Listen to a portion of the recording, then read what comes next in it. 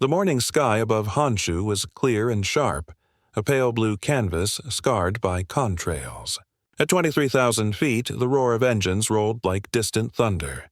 To the men of Japan's 343rd Naval Air Group, it was a familiar sound, the steady beat of B-29s approaching from the south.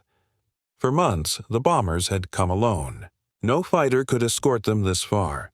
From Iwo Jima to Tokyo was nearly 1,400 miles, too far for the American P-51s, impossible for the older P-47s. Every pilot in Japan's Home Defense Command knew the numbers. The bombers might burn their cities, but at least they arrived unguarded. The home skies, they believed, still belonged to them. But that morning, something was wrong.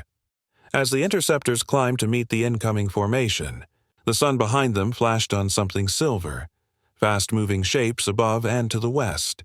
At first, the Japanese leader, Commander Minoru Genda, thought they were reflections from the bombers escorting B-29 Pathfinders. Then one of the newcomers banked, sunlight catching a broad elliptical wing unlike any they'd seen. "Single engine," one pilot called over the radio.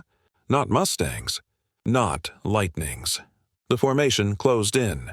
20, 30, 40 aircraft, big, gleaming fighters with white tails and red rudder stripes. And they were still climbing. When the first of them dived, the sound was unlike anything the Japanese had ever heard, a low, brutal snarl that shook the air. Tracers cut through the sunlight. 2 interceptors burst into flame before they even fired back. The rest scattered, diving into the haze below. High above, the new American escorts stayed in formation, their wings broad and unhurried, each carrying extra tanks under wing, and still fighting as though fuel meant nothing. One Japanese pilot, stunned, shouted into his radio before static consumed it. "They came from Iwo Jima, but they will not need to land there." To the men who survived that day, it felt as if the Pacific itself had folded, as if the distance they had trusted to protect them had vanished overnight. The fighters that had appeared over Tokyo were not ghosts. They were the P-47N Thunderbolts, the heaviest, fastest, and farthest-flying single-engine fighters ever built, and with their arrival, even Japan's own sky was no longer its own, the empire of distance. The Pacific War was a war of miles, not fronts, not borders, but distance. From San Francisco to Tokyo was nearly 5,000 miles of open water, a desert of blue where range mattered more than courage and endurance more than speed. Every aircraft that fought in that theater fought against geography as much as against the enemy. From the first days after Pearl Harbor, Japan had built its empire around that geography. The islands of the Central and Western Pacific, the Marshalls, the Carolines, the Marianas, were not merely outposts. They were fortresses designed to keep the enemy away. If a fighter couldn't reach Japan, Japan couldn't fall. For 3 years, that simple truth held. By 1943, Japan's air defense rested on mathematics. A Zero could range about 600 miles. A U.S. P-38 Lightning, about 1,000. Even the best American long-range fighters of the time, like the P-51B Mustang, could not escort bombers across the vast expanse from the Marianas to Honshu and back. The B-29 Superfortress was designed to cross those distances, with 4 massive engines, a pressurized cabin, and internal bomb bays that carried Japan's destruction from 30,000 feet. But the bombers flew alone. From late 1944 through early 1945, waves of B-29s struck Tokyo, Osaka, and Nagoya without fighter cover. The Japanese Army Air Force and Navy Air Service waited above the clouds to greet them, unchallenged by escorting fighters. It was a cruel symmetry. American bombers could reach Japan, but their guardians could not. The distance from Saipan to Tokyo was roughly 1,500 miles, a stretch that drained even the B-29s to their limits. Fighters were never designed for such journeys. That distance was Japan's last shield. Its admirals called it the Circle of Impossibility. As long as no escort could fly that far, the home skies would remain Japanese. America knew it had a problem. In 1943, after brutal experience over Germany, U.S. air commanders realized that bombers without escorts were simply targets. Over Europe, it was solved with the arrival of the P-51D Mustang, a sleek, long-range fighter that could accompany the 8th Air Force from Britain to Berlin and back. But the Pacific was different.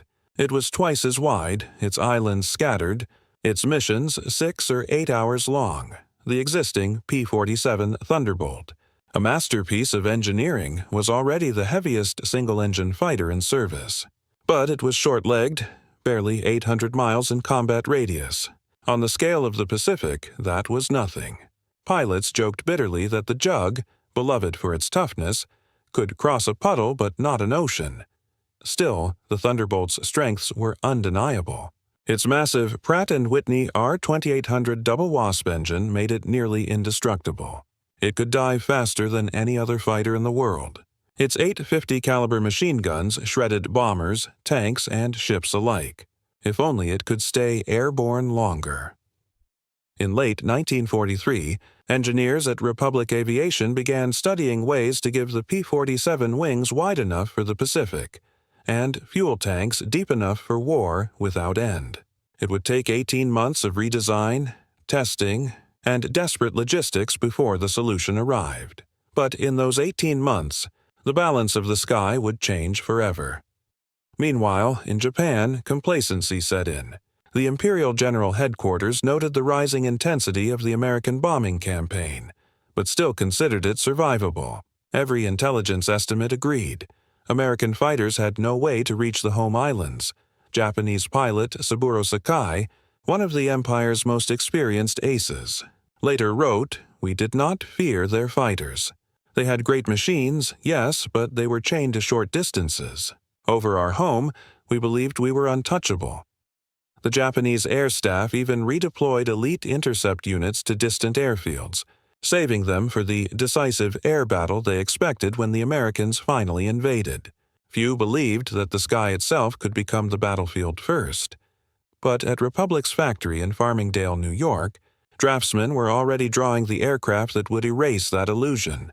An airplane whose wings were so large they had to be built on new jigs, whose tanks could feed an engine longer than some bombers could fly.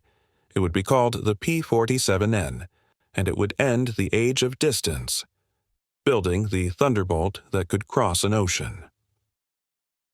By late 1943, the engineers at Republic Aviation faced an impossible equation. How do you make the heaviest single-engine fighter in the world fly nearly 2,000 miles and still fight when it gets there? The standard P-47D was a brute, 10,000 pounds empty, almost twice the weight of its British or Japanese counterparts. Its Pratt & Whitney R2800 double wasp engine was magnificent, but its appetite for fuel was legendary. The airplane had been designed for Europe, for short missions over France and Germany, not 6-hour round trips across the Pacific. But the Army Air Forces, under General Henry Hap Arnold, issued a direct order. "We need a fighter that can go with the B-29s. All the way." It sounded like fantasy. Yet at Republic's plant in Farmingdale, a team led by Alexander Kartveli, the man who had designed every previous Thunderbolt, set out to make the impossible possible. Kartveli's first solution was radical: change the shape of the sky itself. The P-47D's wings, already massive, would be extended by 2 feet on each side, increasing total span to 42 feet 7 inches. The wingtips were squared off, not rounded, providing space for larger internal fuel tanks and improved aerodynamics at high altitude. That new wing wasn't just larger, it was smarter. It included redesigned ailerons and strengthened spars, allowing the Jug to climb faster, roll harder, and handle the additional weight of fuel without losing agility. Engineers also fitted the aircraft with self-sealing tanks inside the wings, giving it another 93 gallons per side, enough to push its total internal capacity to over 550 gallons. For missions over 1,500 miles, the P-47N could also carry 2 165-gallon drop tanks under the wings and one 110-gallon tank on the belly. Fully loaded, a single Thunderbolt now carried nearly as much fuel as an early war medium bomber. But more fuel meant more weight. The N model's gross takeoff mass climbed to nearly 19,000 pounds, making it the heaviest single-engine fighter ever built up to that point. To get it off the ground, Republic's engineers turned to the same heart that had powered the P-47D, the R-2800-77, but boosted it to 2,800 horsepower with a CH-5 turbo supercharger and improved cooling. The result was astonishing. Despite its size, the P-47N could reach 410 cm at 32,000 feet, faster than many late-war Mustangs and almost untouchable to any Japanese interceptor. Everything about the new Thunderbolt was optimized for the Pacific. It was no longer a continental fighter. It was a strategic escort platform. The longer wing gave it stability in thin air and long-range cruise efficiency. The extended fuselage and reinforced landing gear absorbed the punishment of primitive island runways. Even the cockpit was redesigned.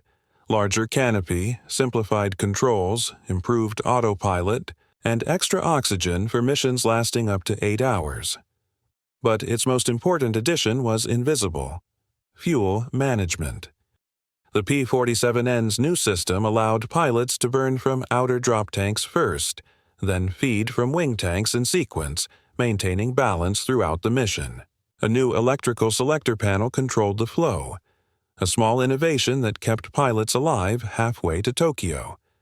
For safety, engineers added wet wing technology, sealing the entire internal structure to carry fuel.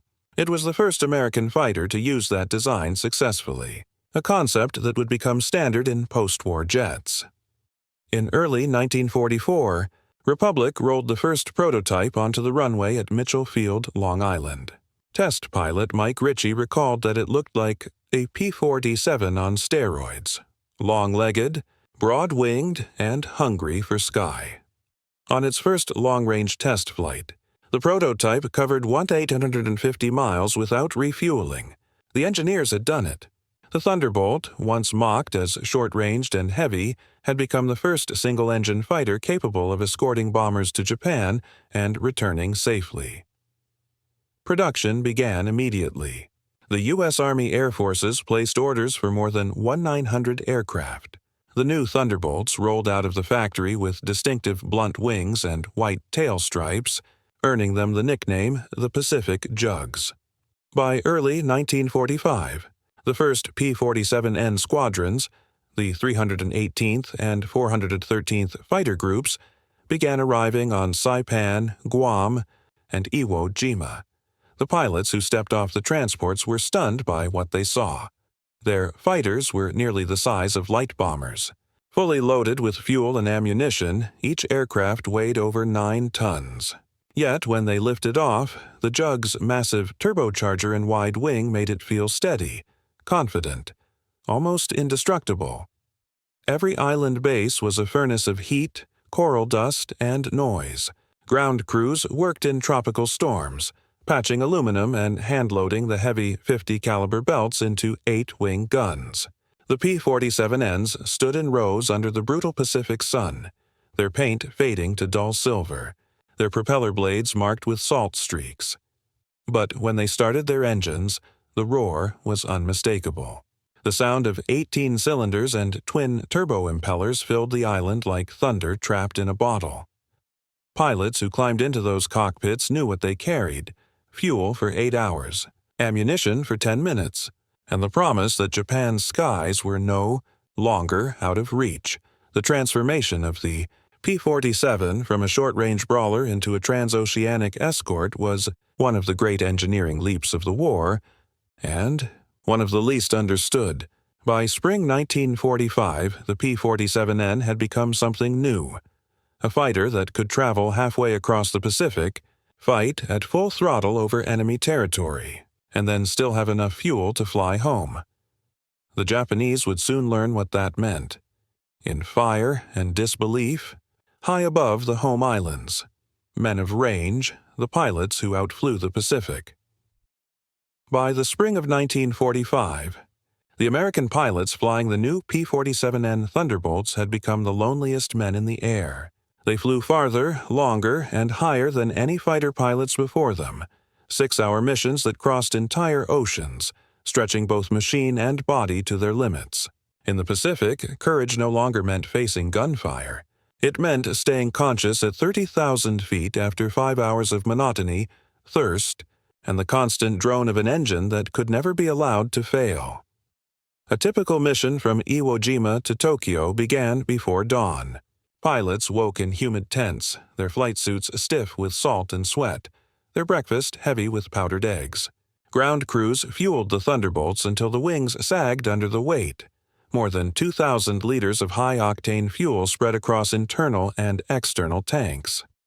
By 0500 hours, the roar of R-2800 engines rolled across the island like thunder. The aircraft taxied in long lines, propellers flickering orange in the rising light. When the formation lifted off, it felt less like flying and more like pushing the Earth away. The climb took almost 40 minutes. Only then did the P-47Ns settle into their long cruise north toward Japan, a 750-mile stretch of emptiness. There was nothing to see but water. The sun climbed higher, turning the ocean into molten glass. Conversation on the radios was sparse. Only occasional bearings, fuel checks, and reminders to drink water from the warm canteen tubes fixed to their flight suits. Boredom was as deadly as the enemy. A lapse of attention could mean forgetting to switch tanks or running one side dry. On those long flights, even the smallest mistake could strand a pilot halfway home, forced to ditch in seas where rescue was uncertain. At cruising speed, the P-47N's cockpit was a furnace. The turbo-supercharger's ducts glowed red beneath the floorboards. Pilots stuffed rags into cracks to stop fumes from leaking in. Oxygen masks left bruises on their faces. They learned to count time not in hours, but in tank switches. First the belly tank, then the wing tanks, then the mains. Each man flew alone, even in formation. The horizon was their only constant companion. Flying long range demanded a different kind of soldier. Aggression had to be tempered by calculation. The men who had once been dogfighters became mathematicians of survival, endlessly checking gauges, calculating winds, fuel burns, and altitudes. They called themselves range riders, half fighter pilot, half navigator. Their training at Kauai and Tinian had drilled the art of endurance. Instructors would cut radio contact for hours, forcing trainees to manage by dead reckoning. Those who returned off course by more than 50 miles had to fly again the next day. The ocean, the instructors said, does not forgive drift. On combat missions, discipline became sacred. Every minute spent at full power could cost enough fuel to doom the return leg. Pilots had to fight and think simultaneously. Throttle forward to chase a zero, then throttle back instantly to conserve range. It was a constant conversation between aggression and restraint. Captain Ben Mayo of the 318th Fighter Group once described it this way: "You learned to fight by stopwatch. Every burst of speed had a price tag. If you spent too long chasing one kill, you might not get home, and the Pacific didn't care how good you were." After hours of empty sky, Japan's coastline appeared like smoke on the horizon. The pilots felt it before they saw it. The subtle drop in temperature, the faint gray layer of haze that hung over the islands. Then the call came from the bomber formation. Bandits. 2 o'clock high. The long flight dissolved into chaos. Japanese fighters, Ki-84s, Ki-61s, sometimes even desperate biplanes, streaked upward to intercept the B-29s. The Thunderbolts dropped tanks, throttled forward and climbed to meet them. For 10 minutes the air turned to fire. Then, as quickly as it began, the sky emptied again. After the combat, the pilots faced their true enemy: fatigue. The flight home was the hardest part. With tanks nearly dry and hands shaking from adrenaline, they turned south toward the endless blue. The horizon offered no comfort, only distance. Some never made it. Engines quit from fuel starvation. Storms swallowed formations whole. Those who did return to Iwo Jima landed on fumes, wheels touching down just as engines coughed their last drops of fuel. When they climbed out, soaked in sweat and salt, the ground felt like mercy.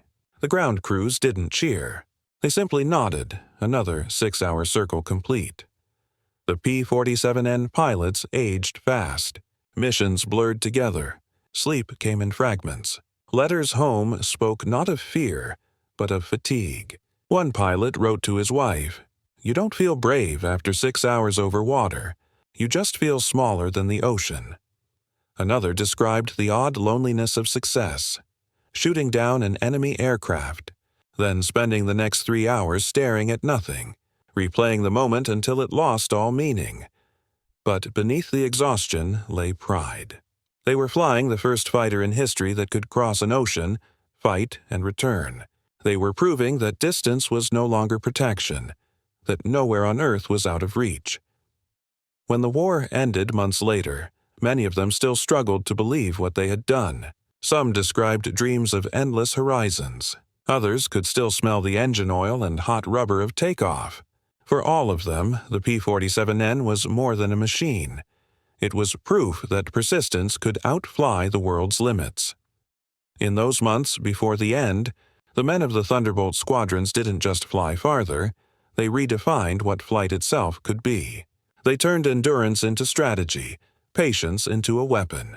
And when they finally reached the skies of Japan, their presence said everything. The ocean had stopped being a barrier. It had become a runway, the tactics of the endless sky. By the time the P-47N Thunderbolts began escorting the B-29s over Japan in the spring of 1945, the U.S. Army Air Forces had mastered something entirely new, the science of strategic fighter operations across oceans. It was no longer about short, furious dogfights. These were carefully orchestrated missions of endurance, built on mathematics, coordination, and trust in technology. The Japanese called them thunder spirits. To their defenders, they seemed to appear out of nowhere, swift, heavy, and impossibly far from any known American base. Every mission the P-47Ns flew was a logistical ballet performed in midair. From engine start to engine shutdown, the fighter's survival depended on managing fuel with absolute precision. The N model had 7 separate fuel compartments and 3 external tanks. Its electrical selector allowed the pilot to choose which tank to draw from. But any mistake, burning a main too soon, forgetting to switch from a drop tank, could unbalance the aircraft or starve the engine. Pilots memorized the sequence like scripture. Burn the belly tank first, then the wing drops, then alternate between internal wing tanks. Save the fuselage tank for combat. Each step had to be timed to the minute. Flight leaders carried pocket notebooks filled with fuel burn tables. Altitude, power setting, wind speed. Every variable mattered. At 25,000 feet, the R-2800 consumed about 130 gallons per hour at cruise. Full power doubled that. 10 minutes of reckless combat could erase an hour of endurance. Fuel wasn't just a resource. It was a tactical boundary. The Thunderbolt's long range gave its pilots a luxury the Japanese lacked, the freedom to choose when and where to fight. They could climb to 35,000 feet, dive, attack, and climb again without fear of running dry before the return. The Zeros and Kai-84s could not. Japanese pilots often broke off combat not because they were beaten, but because they had no fuel left to continue. The Americans turned that into strategy. They called it range dominance. The P-47N's mission was never glamorous. Its task was to protect the B-29s, the lifeline of the strategic bombing campaign. A typical escort formation left Iwo Jima with 40 to 60 Thunderbolts, rendezvoused with bombers at 12,000 feet over the ocean, then climbed to meet enemy interceptors above Japan. The doctrine evolved through trial and blood. Early missions saw Thunderbolts stay too close to the bombers, losing altitude and fuel chasing scattered attackers. Later, commanders like Brigadier General Fred Borum developed layered formations, a high cover group that roamed ahead, intercepting climbs, and a close escort group that remained near the B-29s. This gave the Americans a vertical advantage. When Japanese interceptors emerged from the clouds, they met Thunderbolts already above them, diving at 400 miles per hour, guns flashing. For the Japanese, who were accustomed to dictating the terms of combat, it was a nightmare. The P-47Ns hit hard, broke away, and climbed again, trading speed for altitude with perfect control. Their 50-caliber machine guns tore through the lightly built Japanese aircraft, and their turbocharged engines made them almost immune to stall at high altitude. Even when damaged, Thunderbolts often refused to die. Japanese pilots reported hitting them again and again, only to see the massive fighters roll level and continue firing. It wasn't arrogance. It was engineering. Thick armor, self-sealing tanks, and redundant systems that let the aircraft absorb punishment and keep flying. To the Japanese defenders, accustomed to dueling with fragile Mustangs or P-38s, the Jug felt like a monster. Slow to fall, impossible to chase. Intelligence and deception. The Japanese High Command initially refused to believe that the new fighters appearing over Kyushu and Honshu were single-engine aircraft. Early reports from radar stations around Kagoshima described twin-engine escorts with long range. Only later did recovered wreckage reveal the truth. They were P-47 Thunderbolts, heavily modified with wings nearly the span of a light bomber's and tanks enough to cross the Pacific and return. It was more than a technological surprise. It was a psychological shock. For years, the Japanese air staff had built its defensive strategy on the assumption that American escort fighters could not reach the home islands. That distance, the 1,400-mile gap from Iwo Jima to Tokyo, was the Empire's invisible wall. When the P-47Ns appeared, that wall collapsed overnight. The Americans deepened the confusion deliberately.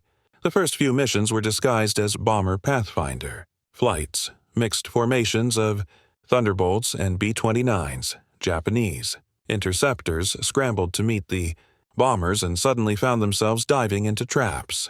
The P-47Ns, already high and fast, fell upon them in coordinated pincer attacks. It wasn't just the aircraft. It was the CIC-style coordination brought from the Navy's success at sea. Radio controllers aboard command aircraft guided the formations, tracking enemy climbs on radar, assigning groups to intercept specific squadrons.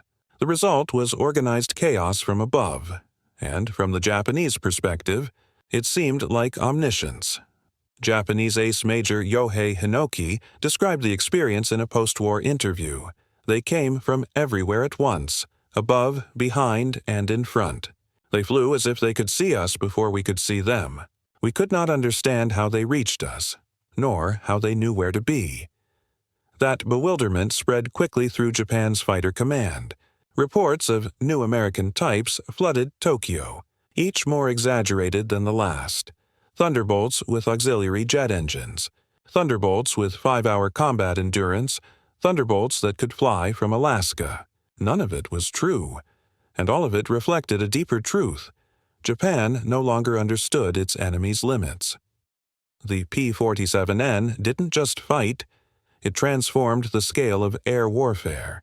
Where earlier fighters measured combat in tens of miles, the N model measured it in hundreds. It blurred the line between tactical and strategic air power. The same aircraft that strafed an airfield in Chiba could, hours later, be covering bombers over Nagoya and still have enough fuel to return to Iwo Jima. This flexibility allowed the U.S. to conduct rolling operations, coordinated attacks across multiple regions of Japan within the same day. Japanese radar operators could barely keep up.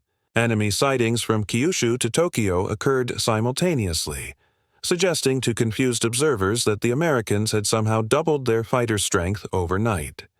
The secret was endurance.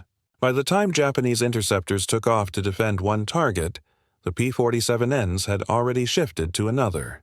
Their range let them dictate tempo, forcing the defenders to react rather than plan. In traditional air combat, distance had always limited initiative. The closer you flew to the enemy's homeland, the more vulnerable you became. But now, the Americans had turned distance itself into a weapon, a strategic blanket that covered the home islands completely. For the first time in history, A nation discovered that even its most distant skies could be invaded by a single pilot in a single seat. Among Allied pilots, the P-47N inspired both awe and exhaustion. It was the culmination of everything Republic's engineers had ever learned. A weapon so advanced it was nearly too much airplane for one man to manage. Handling its fuel systems, electrical circuits, supercharger, and weapons all at once demanded relentless attention. Yet those who mastered it spoke of an almost spiritual confidence. Captain John F. Jack Rogers of the 413th Fighter Group described his first combat flight this way. "You didn't feel like you were flying a fighter. You felt like you were flying an idea, that nothing could stop you except the horizon itself." Japanese pilots, by contrast, were flying on empty tanks, obsolete airframes, and dwindling morale. Their aircraft, elegant, light, and fast, were built for short duels, not 6-hour chases. The P-47N met them on every axis they couldn't match: altitude, range, durability, and firepower. The difference wasn't just performance, it was philosophy. Japan had designed its fighters for grace. The United States had designed its fighters for endurance. In the long war of the Pacific, endurance won.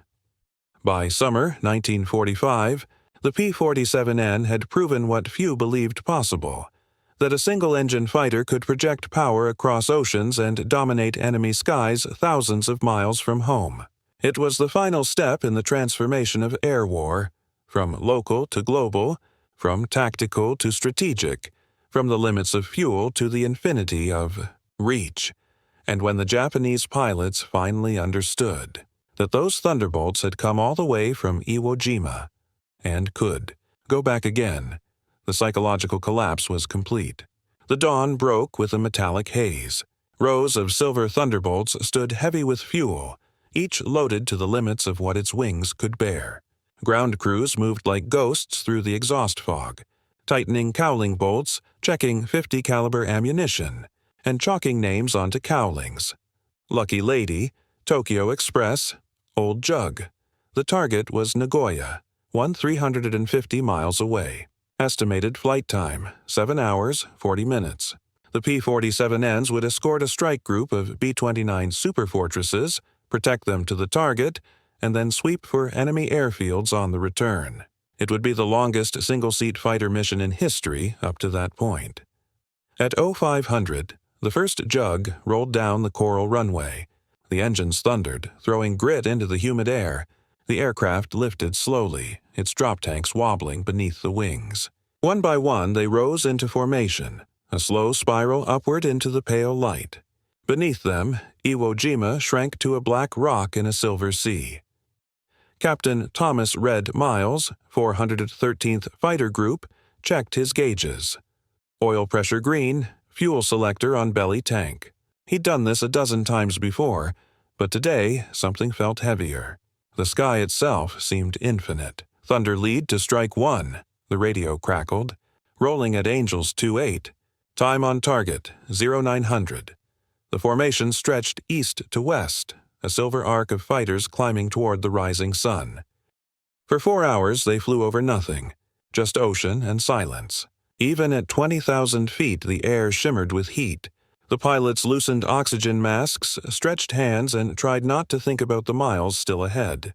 The B-29s droned behind them, white contrails stretching back toward Iwo Jima like threads of silk.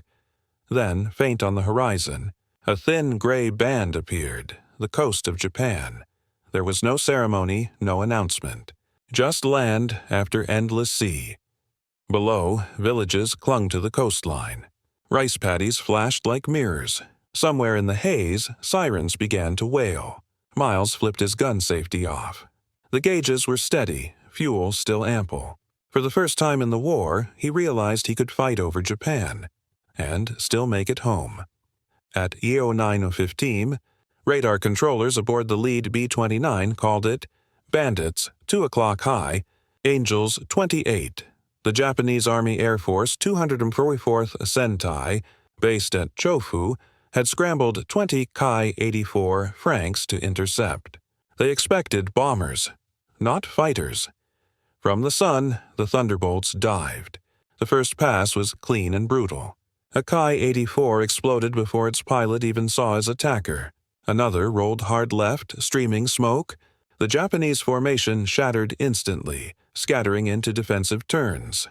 Captain Miles pulled up, rolled inverted, and dived again, his 8 Brownings hammering. The sound filled his cockpit like tearing metal. He saw flashes below. Airfields, hangars, villages, everything sliding past at 400 miles per hour. On the Japanese radios, confusion reigned. They are single-engine. Impossible, they cannot reach here.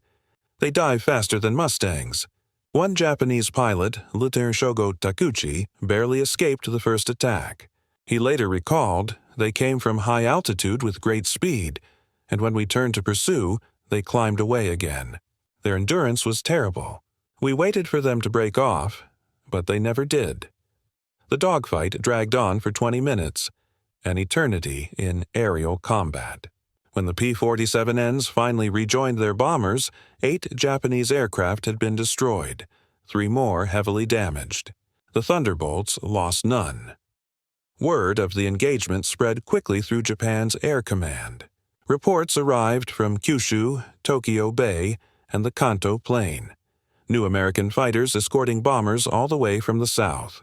Intelligence officers assumed they were carrier-based, but there had been no carrier groups sighted within 1,000 miles.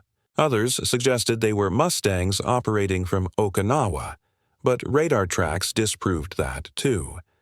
It wasn't until technicians at Atsugi examined wreckage from one downed aircraft that the truth emerged.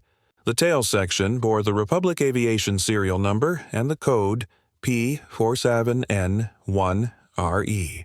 When analysts plotted its possible range, the line reached across the Pacific to Iwo Jima. Silence filled the room. The report was forwarded to Imperial General Headquarters with a simple conclusion. Enemy single-engine fighters now capable of combat over home islands. No area remains beyond reach. For Japan's air defense, it was the death sentence they hadn't seen coming.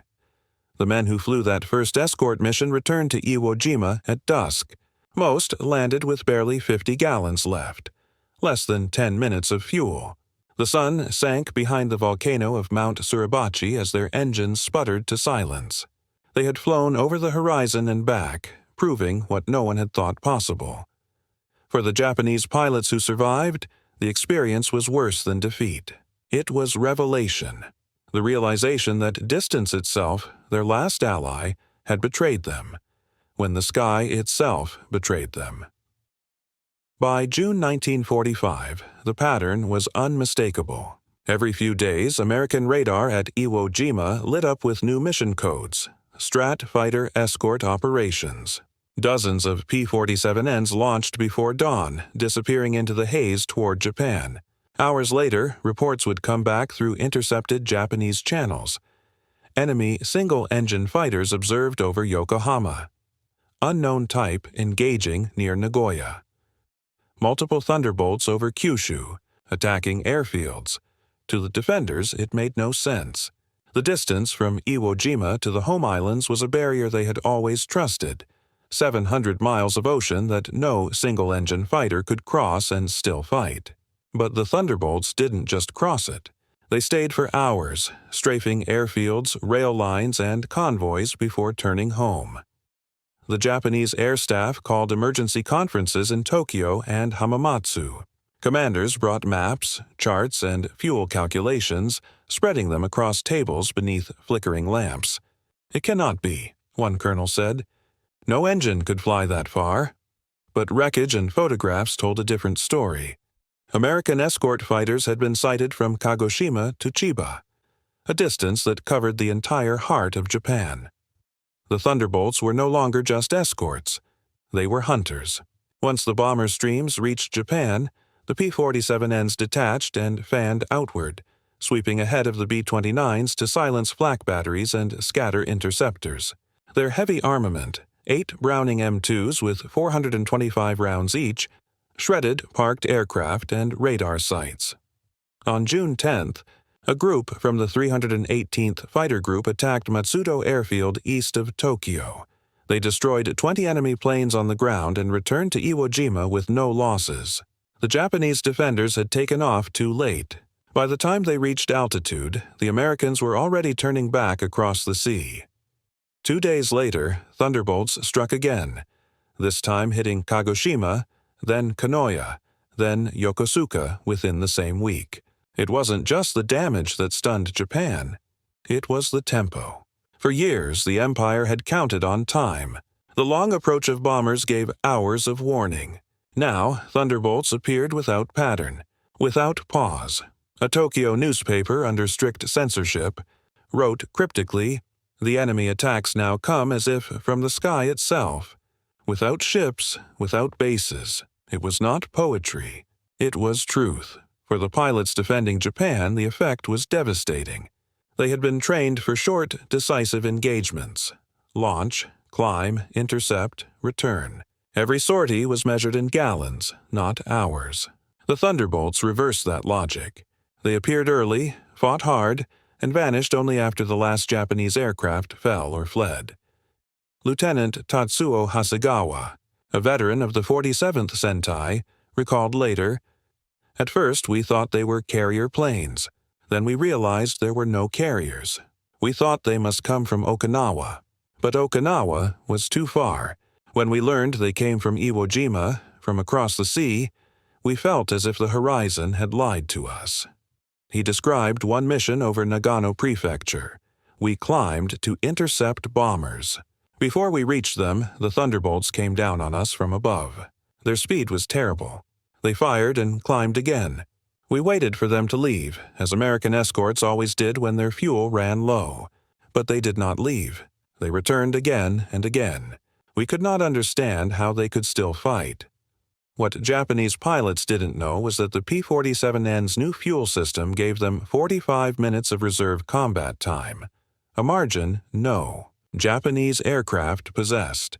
By contrast, most interceptors had less than 20 minutes of high-power flight before fuel starvation. The result was inevitable. The longer the battle lasted, the fewer Japanese fighters remained aloft. From Japan's observation posts came more astonishment. Civilians watched silver aircraft diving through clouds, their engines echoing like thunder, dropping low over harbors and rail yards. Farmers near Numazu described one strafing run as metal rain. A local schoolteacher wrote in her diary, "They came low over the fields. I saw the pilot's face. He looked calm, as if flying home. It was true. The Thunderbolts flew differently. Not desperate, not reckless. Their range gave them confidence. They could choose their fights, linger where they pleased, and vanish before Japan's defenses could respond."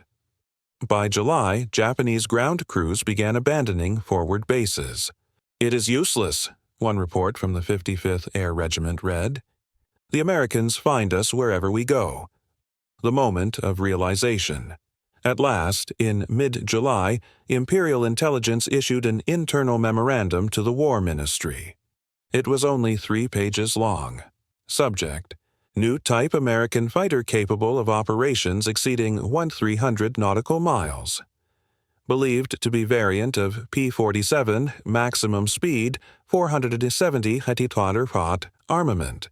8 heavy machine guns, operational effect, renders. Home island air defense untenable. The language was restrained, but the implication was absolute. Japan had lost not just its cities or its fleets. It had lost its geographical defense, the natural distance that had always shielded it. When senior officers in Tokyo read the report, some refused to believe it. Others simply stared at the map, silent. One air staff captain reportedly said, "We used to think God gave us an ocean. Now even that is gone.